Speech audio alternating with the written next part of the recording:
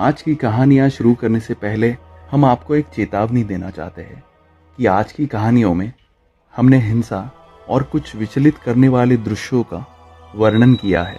अगर आप कमज़ोर दिल वाले हैं तो ये सुनकर आपको असहजता भी महसूस हो सकती है, क्योंकि आज की हमारी जो कहानियां हैं उन मिलिट्री ऑफिसर्स की खुद बयां की हुई ऐसी 3 कहानियां लेकर आए हैं। तो चलिए बिना किसी देरी के आज की कहानियों का सिलसिला और आज का ये एपिसोड हम शुरू करते हैं।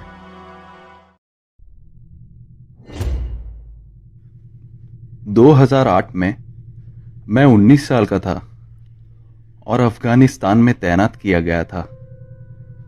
मैं देश के दक्षिणी क्षेत्र में एक छोटी सी चौकी पर था। ये वो पहाड़ी इलाका था और बहुत ज्यादा आबादी नहीं थी वहां पर। हमारे यहाँ कुछ लोग ऐसे थे जो वर्दी में नहीं थे और हफ्ते में कई बार अंदर और बाहर आते जाते रहते थे और कभी भी 2 दिनों से ज्यादा नहीं रुकते थे। हम सभी काफी सकारात्मक थे कि वो किसी प्रकार के विशेष बल या शायद CIA के लोग होंगे। वो हम में से किसी के साथ ज्यादा बातचीत भी नहीं करते थे। चारों ओर बहुत सारी अफवाहें चल रही थी कि वो कुछ साइकोलॉजिकल वॉरफेयर चीजें करने वाले लोग हैं और अंधेरे में एक को छोड़कर सभी को घात लगाकर मारते हैं। लाशों को कुचलना और संदिग्ध गांवों के सामने छोड़ना, चीजों को जलाना, बस लोगों के साथ खिलवाड़ करने के लिए वो ये काम करते थे। खैर, इस पोस्टिंग में मेरा 3रा हफ्ता चल रहा था। तब हमें सुबह बताया गया कि हमारे ऑफिसर्स चाहते हैं कि हम एक गांव में जांच करें जो हमसे बहुत दूर नहीं था। गांव के लोग हमसे बकरियों को मारने और उनकी खाल निकालने की शिकायत कर रहे थे। तब हमें इलाके में गश्त की सूचना मिली थी कि महिलाओं और बच्चों का एक झुंड बहुत सारा सामान ले जा रहा है और इलाके से भाग रहा है, जो हमें काफी संदिग्ध लगा। अगली सुबह हम सूरज निकलने से पहले निकल पड़े। गांव हमसे 1 घंटे से भी कम की दूरी पर था। घाटी में पूरा इलाका काफी समतल था, लेकिन गांव से लगभग 2 किलोमीटर दूर आपको पहाड़ के ऊपर एक छोटी सी गंदगी वाली सिंगल ट्रेल रोड यानी एक गीली कीचड़ का गंदा रास्ता लेना पड़ता था। पूरा गांव एक छोटे से पहाड़ की चोटी पर था, लेकिन एक बड़े कटोरे की तरह था। ये शायद 1 दर्जन छोटी दीवारों वाले घर और शेड थे जिनमें 40 से अधिक लोग नहीं रहते होंगे। खैर, जैसे ही हम अलग हुए और गांव के पास पहुंचे, हमारे कमांडो घबरा गए। हमने जो कुछ सुना था वो एक स्टैटिक की तरह था, यानी बिजली की तारों जैसी आवाजें थी। लेकिन हम चारों लोगों ने अजीब आवाजें सुनी। उन सभी ने कहा कि ये कुछ ऐसा था जैसे 100 लोग एक साथ बात कर रहे हो। आप इसे सुन सकते थे, लेकिन ये नहीं समझ पाए कि क्या कहा जा रहा है। ये करीब 1 मिनट तक चला। दूसरे ग्रुप ने हमें रेडियो दिया और कहा कि उन रेडियो में से 3 लोगों ने धातु के पटकने की आवाज और एक गीली गुर्राती चीख सुनी। फिर बीच बीच में चीख पुकार ही कट गई और चुप हो गई। हमने वापस अपने ऑफिसर्स को रेडियो किया और इन अजीब आवाजों की जानकारी दी। ऑफिसर्स ने हमें अपने रेडियो पर जारी रखने के लिए कहा, जो एनक्रिप्टेड है, और ऐसा कोई रास्ता नहीं था जिससे कोई भी उस रेडियो तक अपनी आवाज पहुंचा सके। फिर 5 मिनट बाद ऐसा दोबारा हुआ, लेकिन इस बार हम में से आधे से ज्यादा लोगों ने सांस लेते हुए लोगों को बात करते हुए सुना, जैसे कि वो एक साथ इतनी सारी आवाजें चला रहे हो, जिसकी वजह से हमें हमारा हेडसेट और हमारे हेलमेट निकालने पड़े। यह बहुत बुरा था कि हम सभी दहशत में थे और खुले में थे। हमने इसे फिर से अपने ऑफिसर्स को रिपोर्ट किया, लेकिन एक आदमी ने कहा कि उसने सुना है कि कोई फारसी भाषा में बात कर रहा है, और दूसरे आदमी ने कहा कि कोई लैटिन भाषा में बात कर रहा है। पर मैं कसम खाता हूं कि मैंने जो सुना वो रूसी भाषा में था, यानी रशियन भाषा में था। हमें बताया गया कि यह सिर्फ चैनलों का हस्तक्षेप स्विच यानी चैनल डिस्टरबेंस हो सकता है, और हमें काम पर डटे रहने के लिए कहा गया। इस समय हम गांव के प्रवेश द्वार से शायद 30 मीटर की दूरी पर थे, जो इस पहाड़ पर एक बहुत बड़ा खुला क्षेत्र है, और इमारतों के पीछे या इसके अलावा पीछे छुपने के लिए ज्यादा जगह नहीं है। किसी ने गांव के अंदर जाने वाले खून के पतले निशान को देखा। हमने नोट किया और आगे बढ़ना जारी रखा। जब हमने गांव में कदम रखा तो हमें सूखे भूरे काले खून का एक पोखर दिखाई दिया। इससे पहले कि हम कुछ कर पाते, अचानक 3 सैन्य दल जैसे ड्रेस में कुछ लोगों ने बाहर कदम रखा और उस गांव से हम पर गोलियां चला दी। हम सब कवर के लिए यानी गोलियों से बचने के लिए कूदे। मैं एक छोटी सी इमारत के चारों ओर 1-1.5 मीटर ऊंची दीवार के पीछे भागा।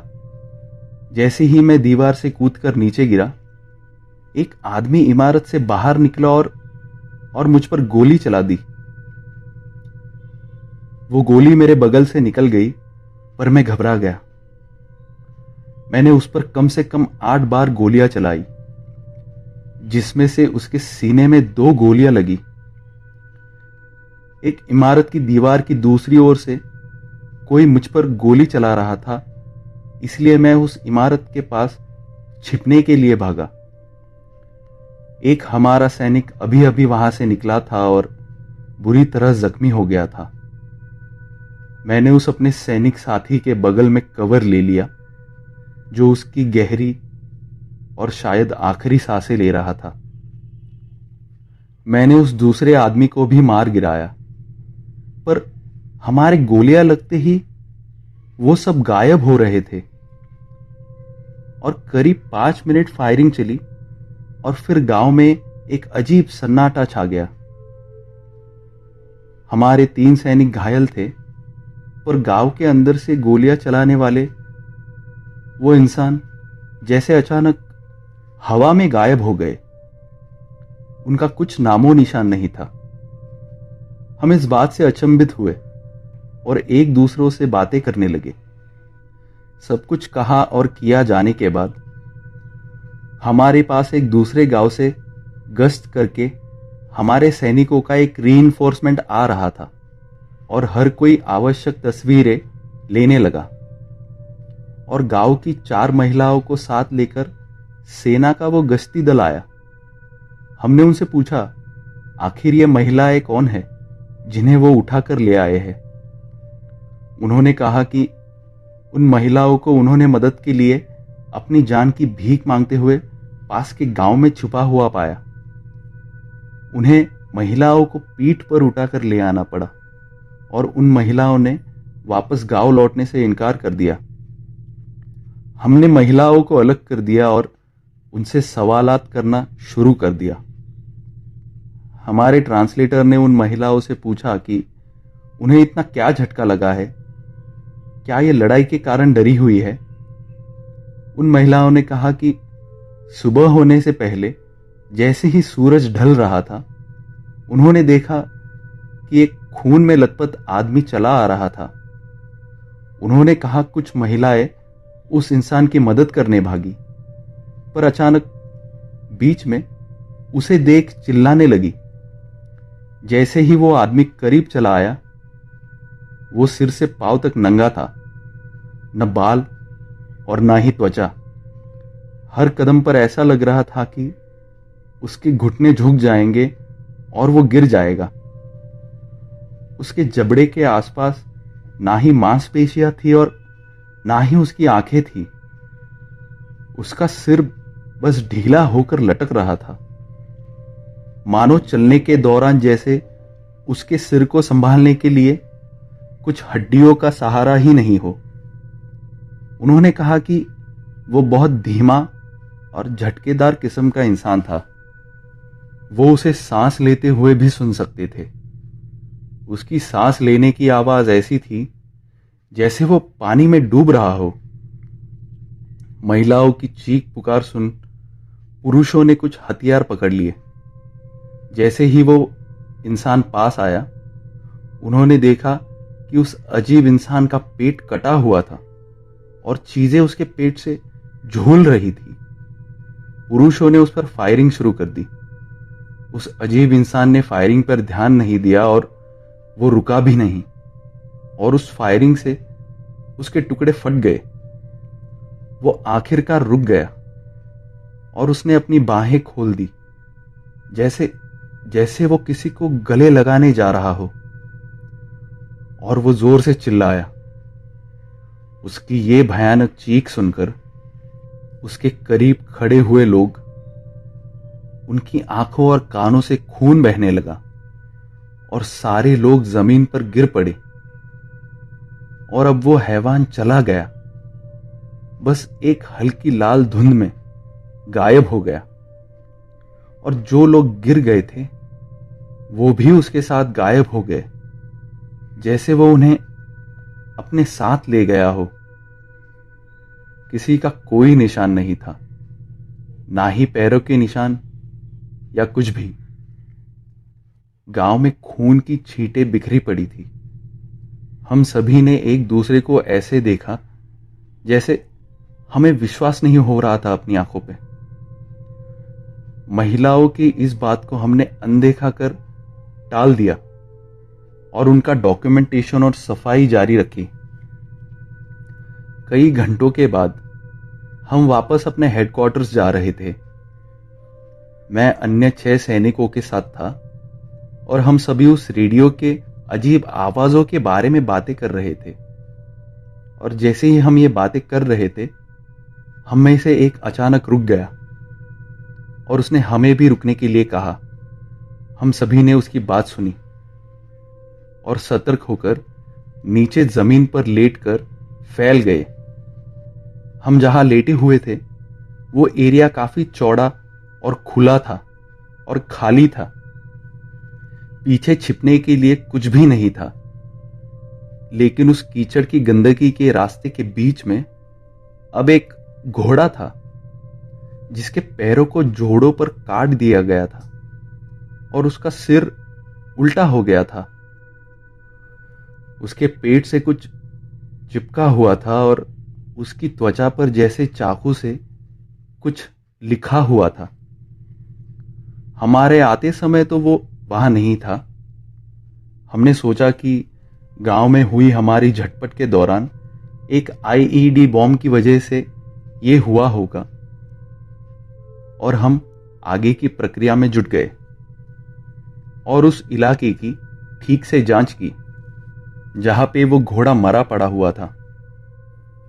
जब हमें यकीन हो गया कि सब ठीक है, तो हम उस घोड़े की तरफ बढ़े। उसके शरीर के किनारे में एक टूटे हुए कांच का 1 मीटर लंबा टुकड़ा फंसा हुआ था, जिस पर अरबी अक्षरों में कुछ लिखा हुआ था। घोड़े की दूसरी तरफ का आधा भाग छिला हुआ था और वो इतनी सफाई से छिला था कि खून की एक बूंद भी अंदर नहीं दिख रही थी। हमने अपने ट्रांसलेटर से पूछा कि उस घोड़े के शरीर पर अरबी में आखिर क्या लिखा है। उसने बताया कि उस पर लिखा है कि हम तुम्हारा पीछा नहीं छोड़ेंगे और तुम्हें मार देंगे। ये जैसे हमारे लिए कोई मैसेज था या फिर कहे कोई धमकी थी। एक सैनिक होकर भी इससे हम सब घबरा गए थे। हम वापस हेडक्वार्टर्स गए और सब कुछ हमारे ऑफिसर्स को रिपोर्ट किया। हमारे सीओ ऑफिसर ने पूरी कहानी सुनी और आधे घंटे की चुप्पी के बाद कहा, यह कुछ भी नहीं है, सिर्फ तुम्हारी थकावट और तनाव का नतीजा है। सावधान रहे कि आप किससे क्या कह रहे हैं। लोग आपकी मानसिक फिटनेस पर सवाल उठाने लगेंगे। बाद में जब हम में से कुछ लोग अपने बैरक में वापस लौटे और बाथरूम में नहाने गए, वहां अंदर बाथरूम से चिल्लाने की आवाजें आई।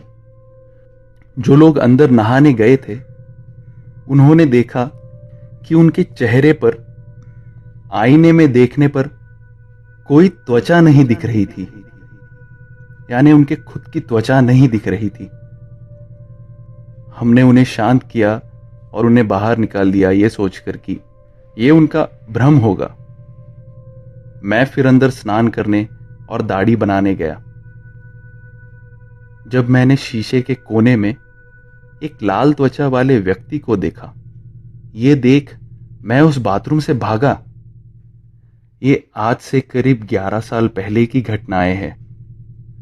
मेरे बाथरूम में उस दिन से मैंने बिल्कुल भी आईना नहीं रखा है। मैं हफ्ते में एक बार अपनी दाढ़ी बनाने के लिए नाई के पास जाता हूं, क्योंकि आखिरी बार जब मैं अपने खुद के घर में शेव कर रहा था और मेरी बेटी मुझे शेव करते हुए देख रही थी, तब मैंने अपनी आंख की कोने में उस आईने से मेरी बेटी के ठीक बगल में उस लाल त्वचा वाले आदमी को खड़ा देखा। मेरी बेटी ने भी उसे आईने में देखा और चिल्लाते हुए भाग गई। हैरान करने वाली बात तो यह है कि अफगानिस्तान से जब हम सब घर लौटे, उस दिन से हम में से 3 लोग एक बॉम्ब ब्लास्ट में मारे गए, 2 गंभीर रूप से घायल हो गए। हमारे ट्रांसलेटर को उसके परिवार के साथ उसके घर में किसी ने मार डाला। घर लौटने के 3 साल के भीतर 4 ने खुदकुशी कर ली, यानी हम में से 8 की मौत हो गई थी और 2 घायल हो गए थे। फिर मैंने उस घोड़े पर लिखे हुए शब्दों के बारे में सोचा और पाया कि सच में कोई दरिंदे हम पर नजर रख रहे हैं। मैंने इसके बारे में शायद 1 दर्जन लोगों को ही बताया है। केवल 1 या 2 लोगों ने मुझ पर विश्वास किया। मुझे पता है कि उस एरिया में जहां हम तैनात थे वहां बहुत सारे इतिहास है। जैसे वहां रूसियों का एक मिलिट्री बेस हुआ करता था, जहां आज हमारा मिलिट्री बेस है। कुछ लोग कहते हैं कि अलेक्जेंडर द ग्रेट, जो एक राजा था, उसने भी उस घाटी में अपनी सेना के साथ मार्चिंग की थी और लड़ाई भी हुई थी वहां पर, जिसमें काफी सैनिक मारे गए थे। और लोग कहते हैं वो मरे हुए सैनिकों की आत्मा आज भी वहां भटक रही है और लोगों से लड़ रही है। मुझे नहीं पता कि इस बारे में क्या सोचना चाहिए। मुझे इसके बारे में और जानने की जरूरत है। ये मुझे वर्षों से परेशान कर रहा है और मुझे आज भी लगता है कि वो गांव में हमसे लड़ने वाले जो लोग थे, वो वही बुरी आत्माएं थी जो आज भी हमारा पीछा नहीं छोड़ रही और हमसे बदला ले रही है।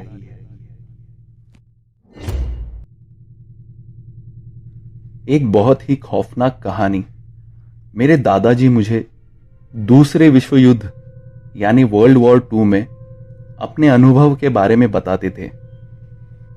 मेरे दादाजी दूसरे विश्व युद्ध में एक ब्रिटिश इन्फेंट्री मैन थे, यानी सैनिक थे।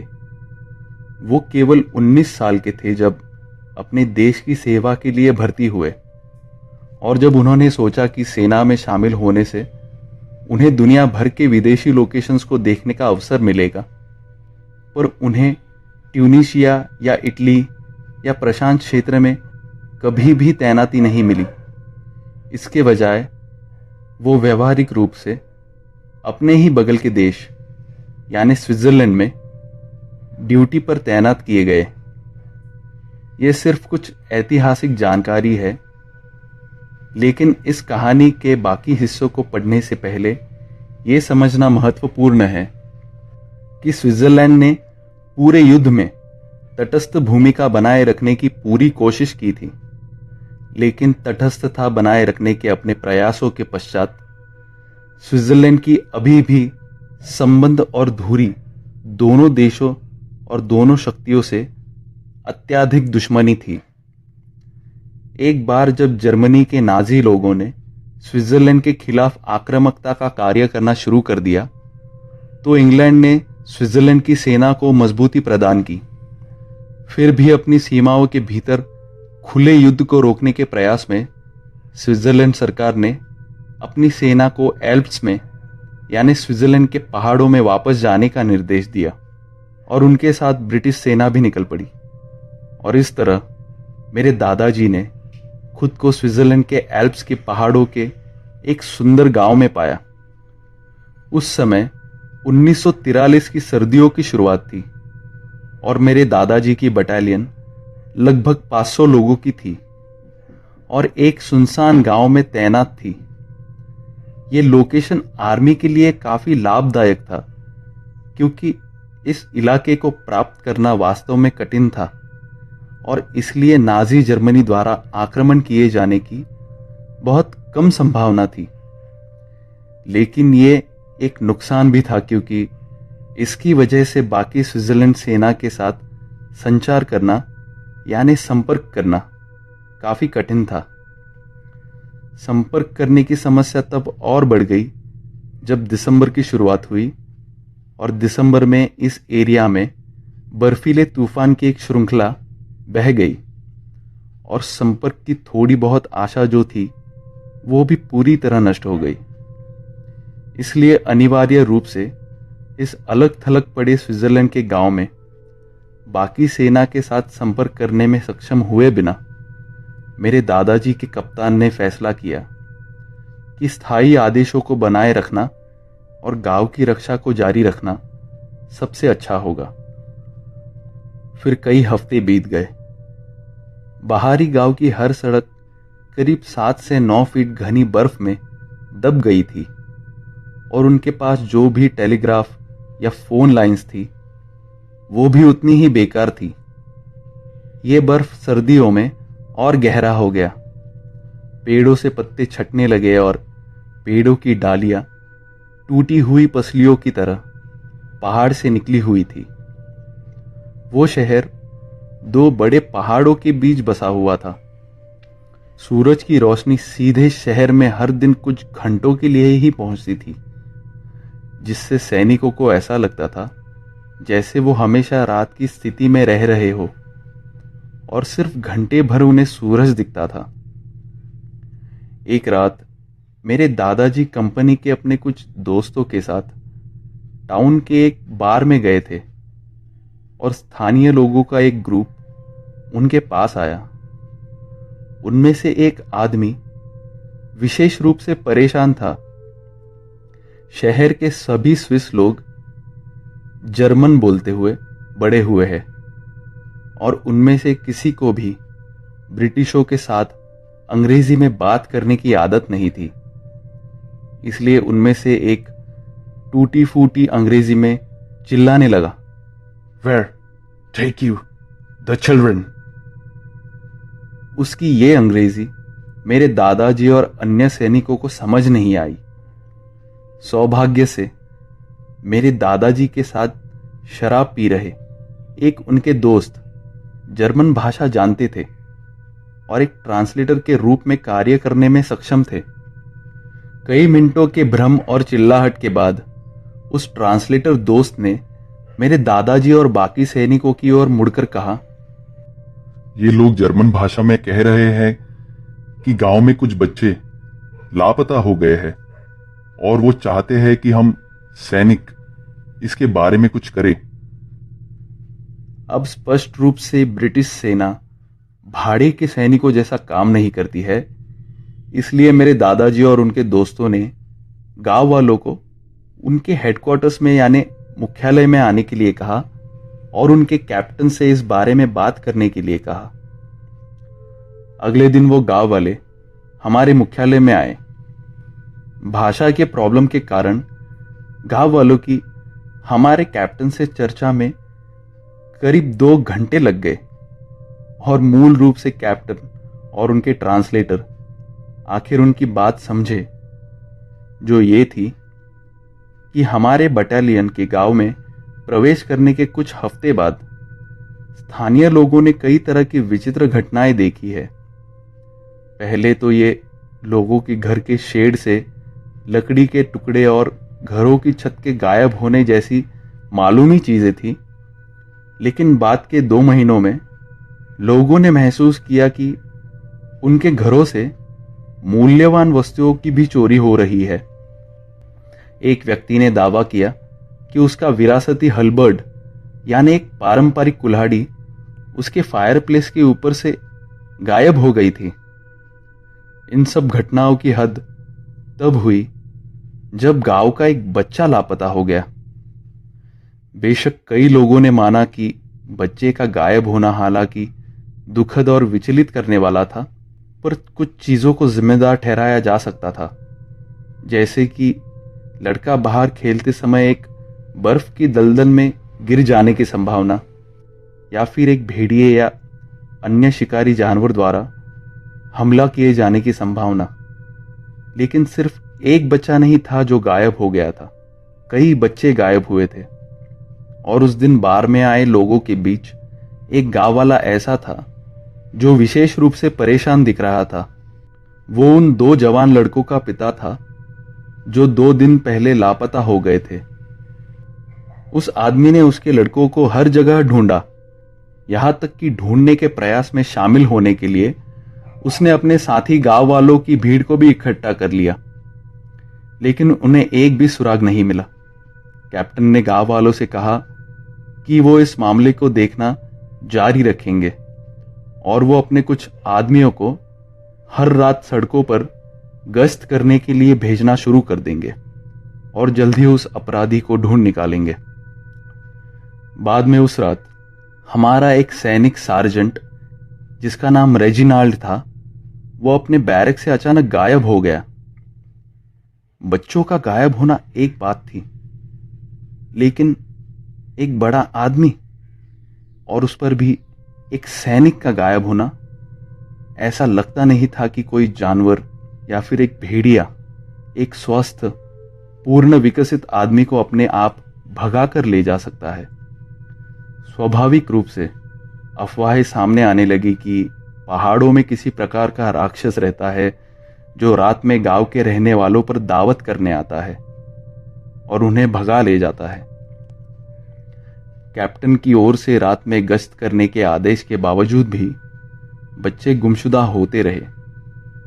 हमारा सार्जेंट रेजिनाल्ड, जो एकमात्र वयस्क गायब हुआ आदमी था, बाकी पीड़ित 5 से 10 साल की उम्र के सभी छोटे बच्चे थे।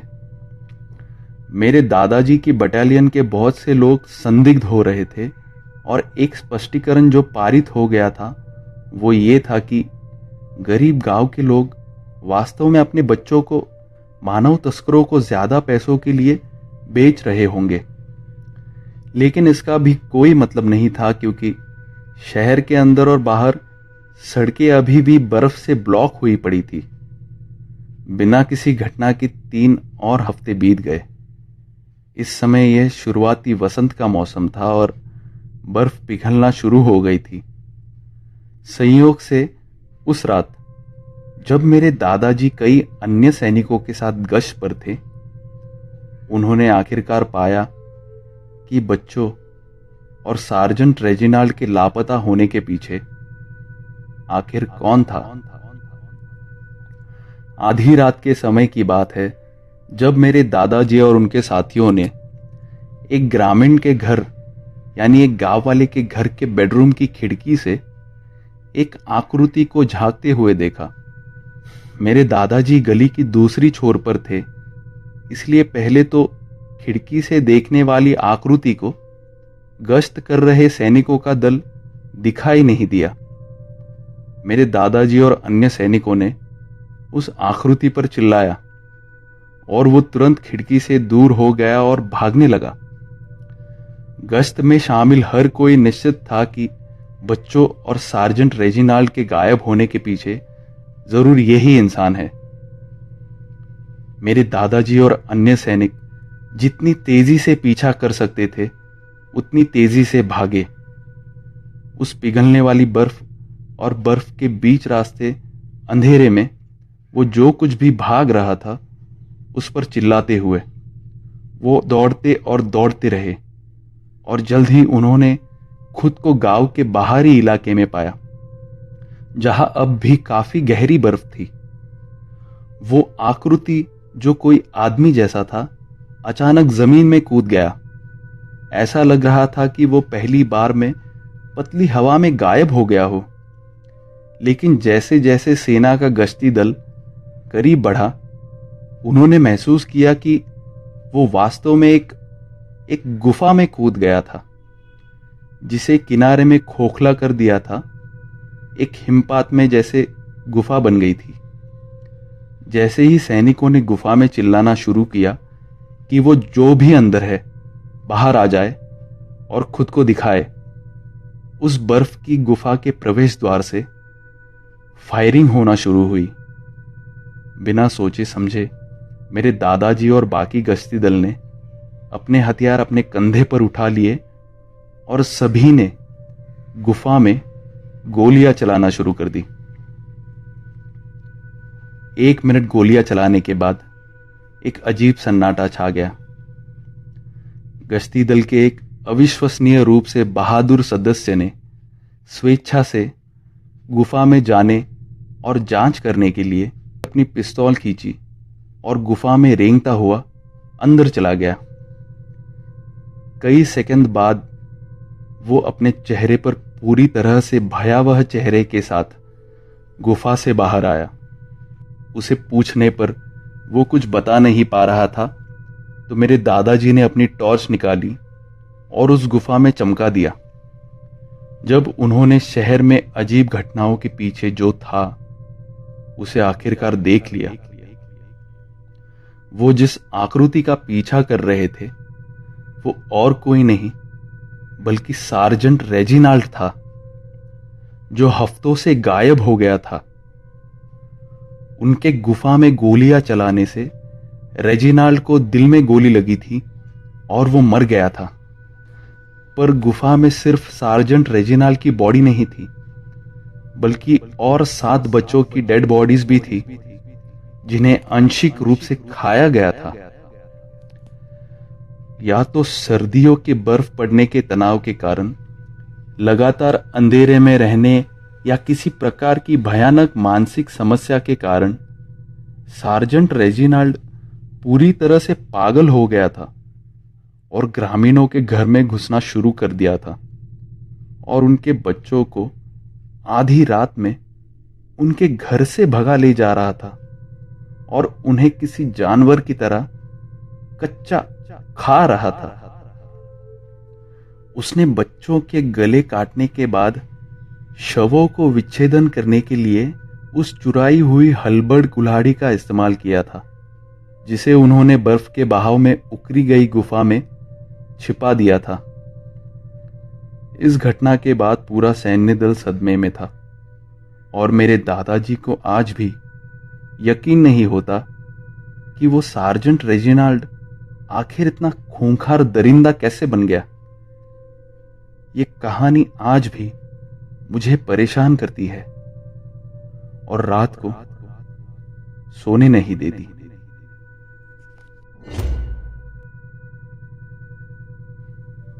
ये इराक में मेरी तीसरी तैनाती के दौरान की कहानी है। हमारे सैनिकों ने हदीस शहर से कई मील दक्षिण में एक गांव में 2 घरों में निवास किया था, यानी हम वहां 2 घरों में रह रहे थे। एक दिन मैंने अपने ट्रांसलेटर को 2 स्थानीय पुरुषों के साथ बहस करते हुए सुना। मैंने अपना गियर और राइफल पकड़ा और जांच करने के लिए सड़क पर चला गया। मैंने ट्रांसलेटर से पूछा कि क्या चल रहा है। उसने कहा कि ये 2 आदमी पागल है और मुझे विश्वास दिलाया कि इनसे कोई खतरा नहीं है। मैंने पूछा कि वो लोग क्या चाहते हैं, और ट्रांसलेटर ने कहा, ये कुछ अंधविश्वासी लोग हैं सर, जो कुछ भी बोल रहे हैं। उसने मुझे आश्वासन दिया कि सब कुछ ठीक है और इन लोगों को ज्यादा सीरियसली लेने की जरूरत नहीं। लेकिन मैं जानना चाहता था कि वो लोग आखिर क्या कह रहे हैं। तो फिर अंत में ट्रांसलेटर कहने लगा कि उन लोगों को वुल्फमैन यानी किसी भेड़िए जैसे इंसान की समस्या हो रही है, लेकिन उन्हें डर है कि अगर वो वुल्फमैन पर गोली चलाते हैं तो स्थानीय सैनिक सतर्क हो जाएंगे और उनके घरों पर हमला कर देंगे। वो बोल रहे थे कि ये वुल्फमैन देर रात के आसपास आ रहा है और पहले ही कुछ भेड़ बकरियों को मार चुका है, और उन्हें चिंता है कि ये उनके परिवार पर हमला करना शुरू ना कर दे। मुझे लगा कि ट्रांसलेटर को भेड़िया शब्द कहना है और वो गलती से वुल्फमैन बोल रहा है, तो मैंने स्पष्ट शब्दों से पूछा कि क्या उनका मतलब भेड़िए से है। ट्रांसलेटर थोड़ा हिचकिचाया, लगभग शर्मिंदा था कि उसके साथी सैनिक ऐसी बकवास पर विश्वास करके सबका समय बर्बाद कर रहे हैं। लेकिन लोग इस बात पर अड़े रहे कि उनके घर को कोई वुल्फमैन घेर रहा है। मैंने फिर से पूछा कि क्या वो सिर्फ एक भेड़िया है। लोगों ने कहा नहीं, वो एक वुल्फमैन ही है। तो मैंने पूछा, क्या इराक में भेड़िए है? और वो लोग सभी सहमत हुए और कहा, हाँ, इराक में भेड़िए है, लेकिन देश के इस हिस्से में कोई भेड़िए नहीं है, और ये कोई भेड़िया या बड़ा कुत्ता नहीं है जो उनकी भेड़ों को मार रहा हो। ये आदमी जैसा भेड़िया है। ट्रांसलेटर उन्हें दूर करने की कोशिश करने लगा, लेकिन इस विषय पर मुझे काफी उत्सुकता थी और अभी भी पूरी वुल्फमैन की चीज पर मैं थोड़ा उलझन में था। इसलिए मैंने उस ट्रांसलेटर को उन लोगों को यह बताने के लिए कहा कि आखिर वो क्या देख रहे हैं। उन लोगों ने बताया कि हर रात वो घरों के चारों ओर आता है। वो इसे पहले 4 पैरों पर देखते हैं, क्योंकि वो उनके छोटे से परिसर के चारों ओर घूमता है। लेकिन फिर वो 2 पैरों पर चलते हुए एक आदमी की तरफ पूरा खड़ा हो जाता है। वो बड़बड़ाता है और वो मनुष्य पर लपकता भी है। लेकिन जैसे ही वो लोग पीछे हटते हैं, वो वुल्फमैन अपना ध्यान भेड़ों की ओर मोड़ता है। उन लोगों के अपने कुत्ते भी उन भेड़ों की रक्षा करने में मदद करने से इनकार करते हैं और भाग जाते हैं। उन लोगों ने बताया कि उस वुल्फमैन ने उनकी कुछ भेड़ों को मार डाला था और उन्हें एक आदमी का शव भी मिला था, जिसके कुछ हिस्से को काटकर उसने खा लिया था, और हम सैनिकों की डर से वो उस पर गोली चलाने से हिचकिचा रहे हैं। पर हमारे ट्रांसलेटर का कहना था कि उसने ऐसी प्राणियों के बारे में सुना है, और भले ही इस प्रकार की कहानी विभिन्न लोगों द्वारा पूरे क्षेत्र में फैलाई गई हो, लेकिन यह अंधविश्वास है और भ्रम से ज्यादा कुछ नहीं है। वुल्फमैन जैसा कोई चीज नहीं होती सर। मैंने उन लोगों से कहा कि वो बेझिझक अपने और अपने पशुओं की रक्षा कर सकते हैं और उन्हें सैनिकों की गोलियों से डरने की कोई जरूरत नहीं। हम उन पर हमला नहीं करेंगे। और मैंने उन लोगों से ये भी कहा कि उस गांव में हमारे रुकने का इंतजाम करें और वहां एक ऑब्जर्वेशन यानी निगरानी रखने की पोस्ट स्थापित करें। उन लोगों से उनके गांव में वो निगरानी की पोस्ट स्थापित करने की अनुमति लेने के बाद हम एक दिन रात को नाइट पेट्रोल दल के एक गश्ती ग्रुप में शामिल हो गए और उस गांव की ओर चल पड़े जहां वो भेड़िया देखा गया था। हम पहुंचे और एक आदमी ने हमारा स्वागत किया और उसने हमें परिसर में प्रवेश दिया। हम छत पर गए और पास के एक पुल को देखने के लिए एक सैनिक को रवाना किया। करीब 1 घंटे बाद मकान मालिक के चेहरे पर घबराहट का भाव आया। वो अपने आवाज और शरीर की भाषा में उत्सुकता और चिंता के साथ तेजी से बात कर रहा था। उसने हमें उसके साथ आने के लिए कहा। वो आदमी हमें घर के दूसरी ओर ले गया और हम एक बंद आंगन में निकल गए जहां भेड़ें रखी गई थी। भेड़ें बहुत शोर कर रही थी और वो आदमी आंगन के एक अंधेरे कोने की ओर इशारा कर रहा था। मैंने अपनी आंखों पर जोर दिया कि वो किस चीज की ओर इशारा कर रहा है और वहां देखने लगा। अंत में मैंने देखा एक बड़ा भेड़िया या कुत्ता, उनके ही जैसा कोई प्राणी बस कोने में खड़ा था। मैंने अपने साथ खड़े अन्य 2 सैनिकों से भी पूछा कि क्या वो भी इसे देख रहे हैं, और वो दोनों भी सहमत थे कि ये कोई भेड़िया या कुत्ता नहीं है, ये कुछ और ही है। वो दीवार के एक छोटे से हिस्से के पीछे चला गया और हमने कुछ चरचराहट जैसी आवाज सुनी, लगभग हड्डियां टूटने जैसी आवाज। फिर हमने उस पर गोलियां चलाना शुरू कर दी। वो चीज तेजी से और सहजता से उसकी दीवार से कूद गई और अपने 2 पैरों पर भागने लगी। हां, आपने सही सुना, अपने 2 पैरों पर किसी इंसान की तरह भागने लगी।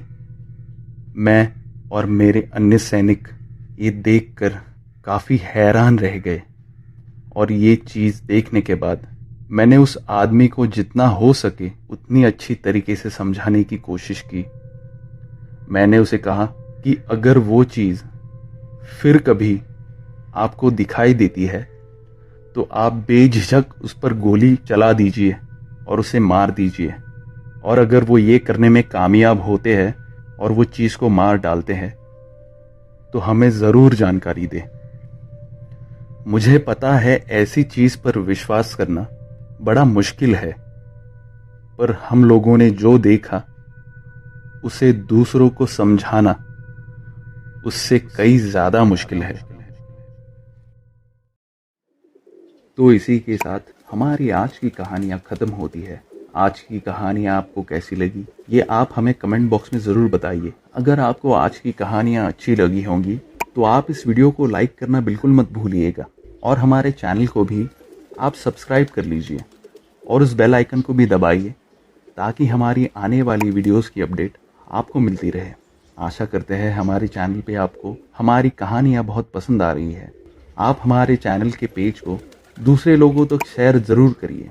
तभी तक के लिए हम आपसे मिलते हैं अगले एपिसोड में कुछ नई कहानियों के साथ। तब तक के लिए आप अपना ख्याल रखिए। धन्यवाद।